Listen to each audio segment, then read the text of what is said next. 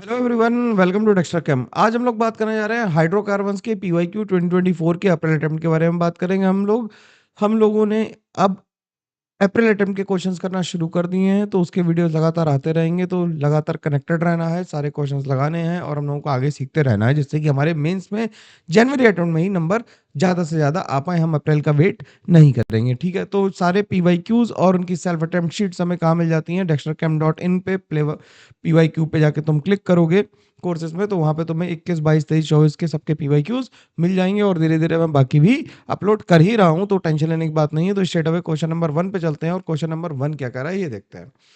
Question number 1 कर रहा है कि identify B and C and how A and C are related, ठीक है।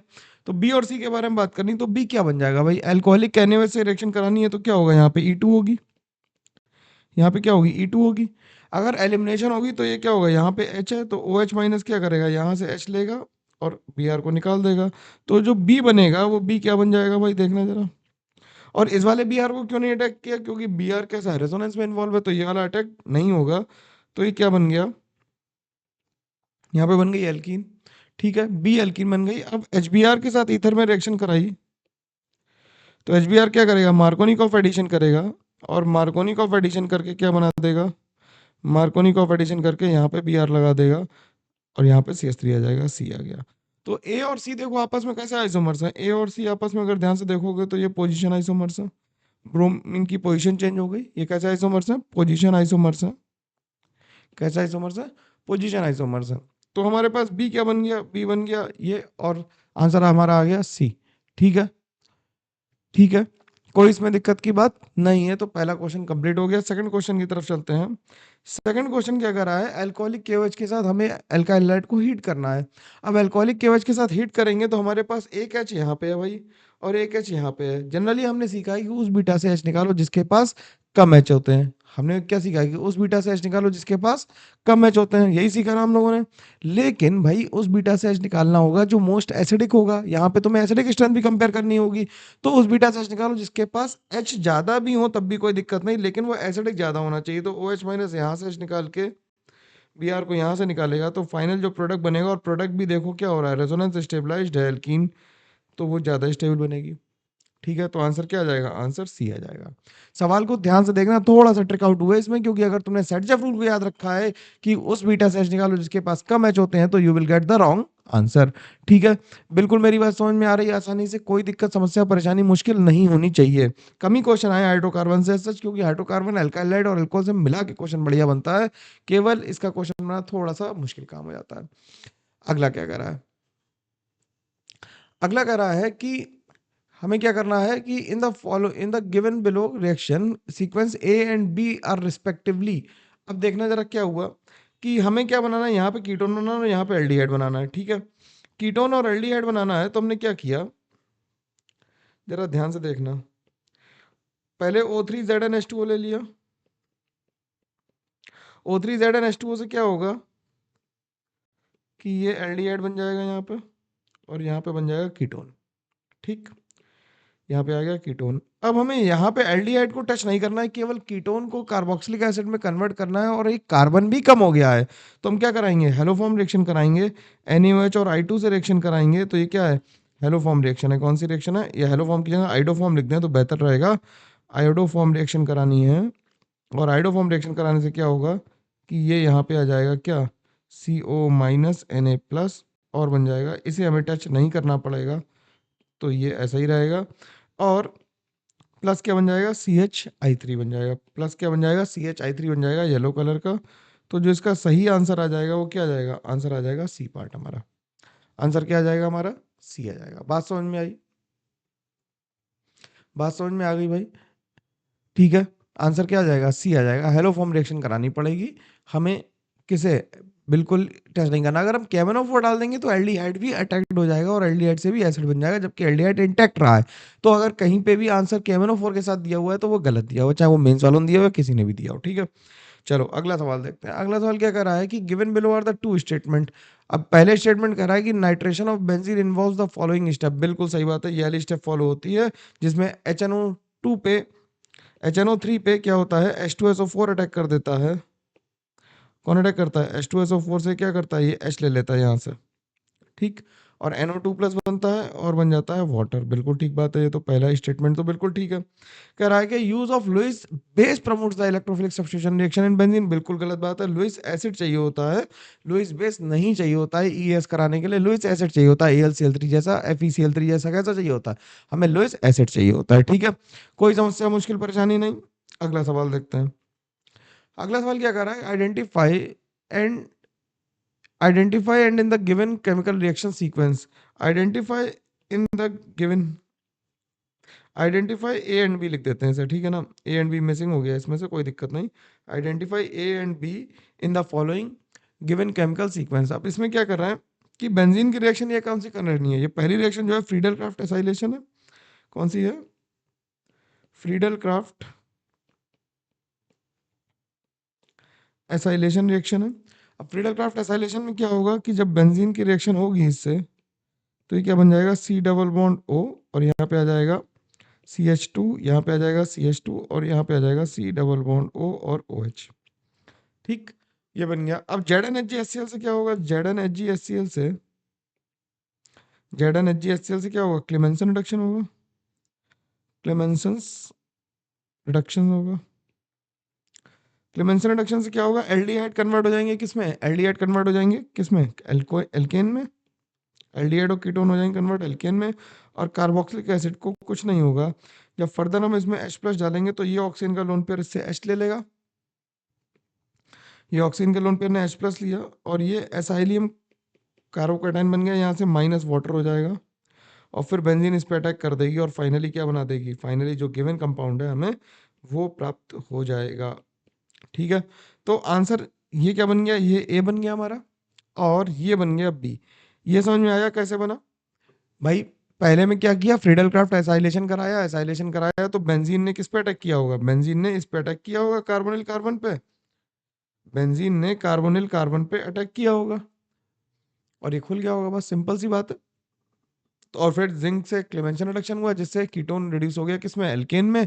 तो ऐसा ऑप्शन देखो जरा, सी आ रहा है, तो हम सी को मार्क कर देंगे और आंसर आ जाएगा हमारा। ठीक है, अगले सवाल पे चलते हैं। अगला कह रहा है consider the following chemical reaction. अब कह रहा है कि H2SO4 हॉट एसिडिक KMnO4 के साथ रिएक्शन करानी है। तो हॉट एसिडिक KMnO4 ही क्या है? हॉट एसिडिक KMnO4 है। हॉट एसिडिक KMnO4 क्या करता है? हॉट एसिडिक KMnO4 करता है ऑक्सीडेटिव क्लीवेज, ऑक्सीडेटिव ओजोनोलिसिस जैसी हालत हो जाएगी। जब ऑक्सीडेटिव ओजोनोलिसिस होती है तो क्या होगा? अगर हम इसकी ऑक्सीडेटिव ओजोनोलिसिस कराएंगे तो पहले क्या होगा? पहले एल्डिहाइड बनेगा, ठीक, और फिर ऑक्सीडेशन होके ये क्या बन जाएंगे? ये एसिड बन जाएंगे।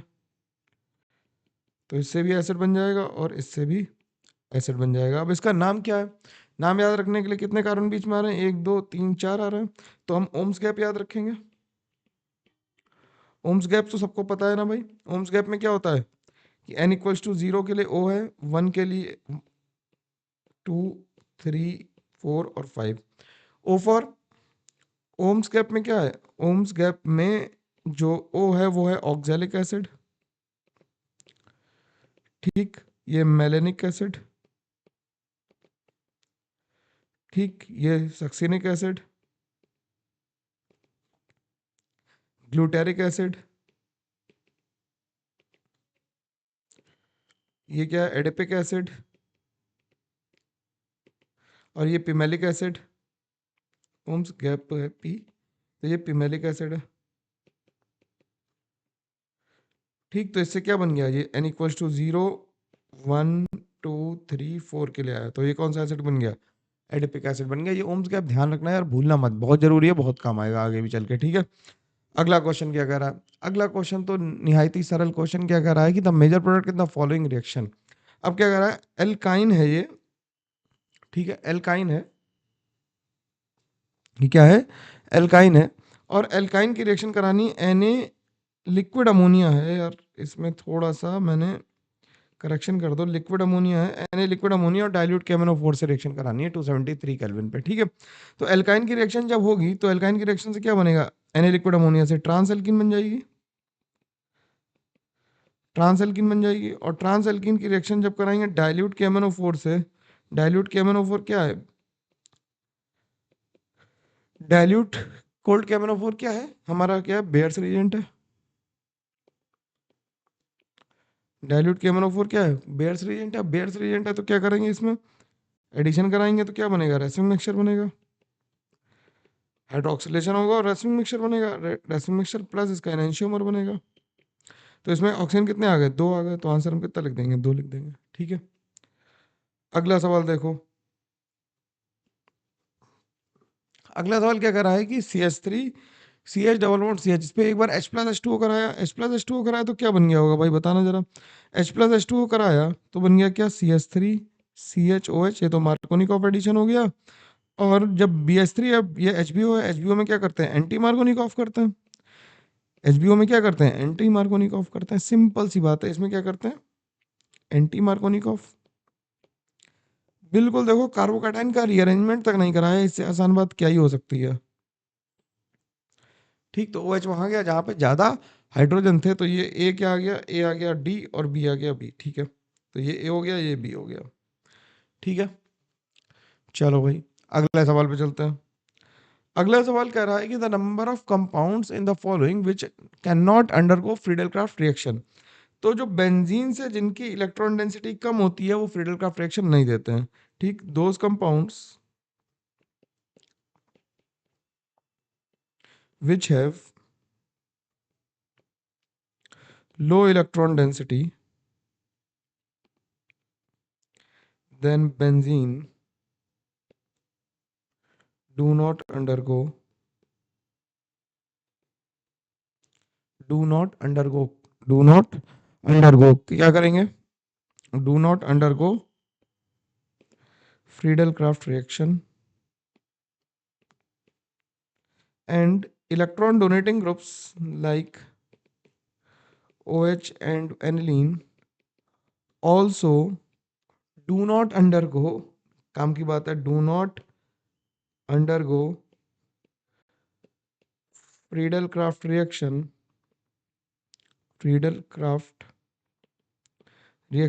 as they react with AlCl3 and form group having strong minus I। ठीक है, तो जैसे अगर हम फिनॉल ले लें या एनिलीन ले लें, तो मैं एनिलीन की रिएक्शन करानी थी फ्रीडल क्राफ्ट। तो एनिलीन में नाइट्रोजन क्या करेगा, क्लोरीन से पहले ही अटैक कर देगा और क्या बना देगा, एनिलीनियम आयन बना देगा।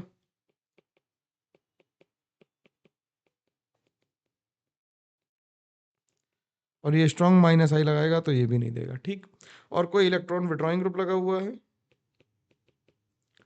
तो वो भी फ्रीडल क्राफ्ट नहीं देगा। ठीक, तो अब देख लो किसमें कौन कौन नहीं देगा। मैं नहीं देने वालों को करते हैं। नाइट्रोबेंजीन नहीं दे पाएगा, एनिलीन नहीं दे पाएगा, मेटा नाइट्रो एनिलीन नहीं दे पाएगा, नाइट्रोबेंजीन नहीं दे पाएगा।